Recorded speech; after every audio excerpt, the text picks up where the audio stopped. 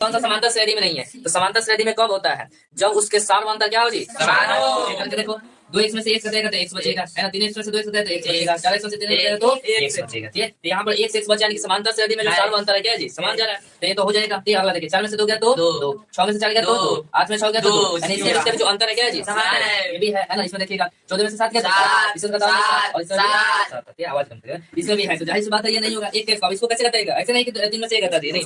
1 का स्क्वायर, 3 का स्क्वायर, 5 का स्क्वायर, 7 का स्क्वायर, 7 का स्क्वायर, और घटा कर देखिएगा। ठीक है, 8 से गया तो 8, है ना। 25 में से 9 होता है तो 16, ये ज्यादा भले ही नहीं है बराबर है जी। तो कौन सा नहीं होगा? ऑप्शन नंबर सी, है ना। ऑप्शन नंबर जो सी है वो समांतर श्रेणी में समीकरण, ये द्विघात समीकरण 4x square 4x square minus 1 बराबर 0 के मूलों की प्रकृति क्या होगा, है ना। तो मूलों की प्रकृति में हम आप लोगों को क्या बताए थे कि यदि b स्क्वायर माइनस 4ac का जो मान 0 के बराबर आ जाए, ठीक है, b स्क्वायर माइनस 4ac का जो मान है 0 से बराबर आ जाए, तो इसकी प्रकृति क्या होगी? वास्तविक होगा और समान होगा। वास्तविक होगा और क्या होगा जी? समान होगा। वास्तविक और समान होगा। ठीक है, और यदि b स्क्वायर, है ना, b स्क्वायर माइनस 4ac का जो मान है 0 से बड़ा आ गया, ये तो इसका जो मान तो वास्तविक होगा लेकिन असमान होगा। वास्तविक और असमान, वास्तविक और असमान होगा, है ना जी। इसके बाद क्या होगा जी? एक और बताए थे, यदि बी स्क्वायर माइनस 4ac का जो मान ये 0 से छोटा आ गया, 0 से छोटा आ गया, तो अब इसका जो मान क्या होगा जी? यानी कि प्रकृति क्या होगा? अवास्तविक होता है। क्या होता है जी? अवास्तविक। अवास्तविक हो जाएगा। अवास्तविक होने का मतलब कि वास्तविक